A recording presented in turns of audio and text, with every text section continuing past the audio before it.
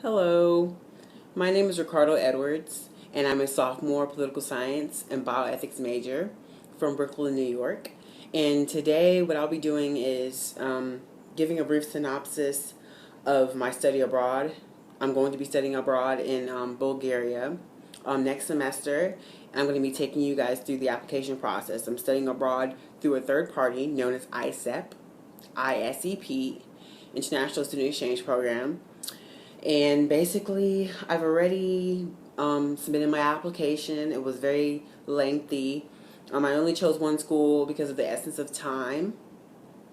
So I'm going to American University in Bulgaria as an exchange student only for the second semester. I'm not studying for a full year, but that option is available. And the reason why I chose Bulgaria is because the university itself, it's one of the top universities known for my major, political science, and it's just liberal arts based. Um, there's a lot that goes into study abroad. A lot of money goes into it. I know for ISEP, you have to pay like a pre-insurance fee. Like you have to pay for your insurance, which is like $230 typically, unless you like add a month or you add 2 months to your insurance. It will go up, but you have to pay that. And then like for me, because I'm going to like a country that was pre-communist, Bulgaria was pre-communist, I have to fly to DC like November 1st and go get my visa.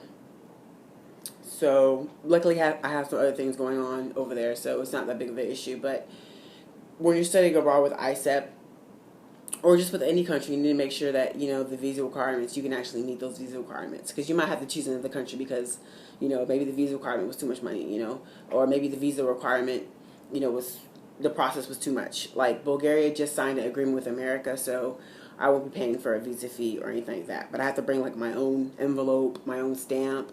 So there's a lot that goes into it. And the study abroad process is very stressful because even right now, my study abroad is not finalized really until I get my visa. That's when I know things are going well. And even then, things might still not be right, but I have faith that things will go well.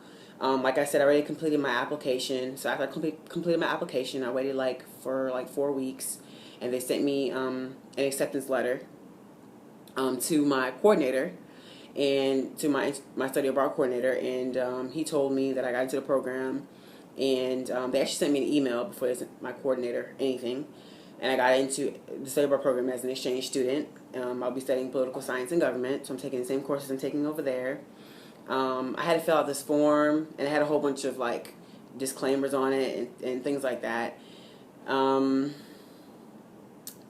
most stressful part of the first part of my study abroad was the fact that I didn't have a valid passport. It was expired, and I had to get that, and I actually just sent that off to my host university, but I'll explain that in a minute.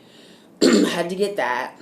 So once I got that, I went ahead and completed my whole application. Going back on what I just said about the passport, I don't know about any other university, but I know I had to fax my host university my passport information, and then only then could they release the documents that I need for my visa. So that is a handful in itself. As an American, you would be like, oh, I don't think I have to get a visa. I'm an American, but no, we have to get a visa. And now I get to see like what people that are not from America actually go through. So that's pretty, it's stressful, but it's pretty eye-opening at the same time. I have to pay for my own flight, but ISEP has this program or study abroad programs in general might have this program where you can actually pay your flight like in full, probably like 7 days before you leave. So I just give like a $300 deductible, and then I'll pay the rest before I leave, or I can just pay it through my financial aid, whatever have you. I know I'll be paying the same tuition as I'm paying at my school, at my university right now, which is Tuskegee University in Tuskegee, Alabama. And I'll be paying my tuition, the same tuition I'm paying here. But they do have an option. I know my study abroad program has an option where you can pay the actual university. I have a friend who's going to England, and he's going to be paying something called direct option, which is really cheaper. He's going to be paying the university in UK, versus me paying the same tuition I'm paying at my university. But at the same time, I'm on scholarship.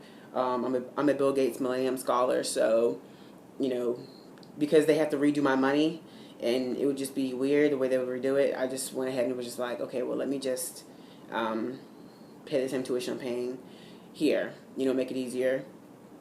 What else? So far, everything is complete. I did my participant form, which was after I got accepted. They send you a participant form. I did that. I paid for my health insurance. I did that. So right now I'm just waiting to go to DC in the next week. And it's really sad because my homecoming is like coming up and I'm going to miss that. But it's okay. I mean, I feel like study abroad is very important, and it can really open your mind up to different things and give you a new perspective in life, and you know, to see new cultures. You know, Bulgaria is not a very from researching it, it's not really diverse. So my skin tone really doesn't exist over there, and if it does, they think I'm a gypsy. So it's kind of weird. Everyone I've spoke to about Bulgaria that have had friends that have gone there or whatever, they all say like be careful and all this stuff because, you know, you're a minority over there. You know, you're not the majority, or you're not in the mix like I'm in America. So, but that's fine. That's okay. You know, that's perfectly fine. I think that'll open anyone's eyes up to other people's cultures anyway. So I'm going to an area where they don't see a lot of my skin color. I'm black and Hispanic, so they don't see that a lot. At those countries over there, well, in Eastern Europe. So I'm pretty excited about that.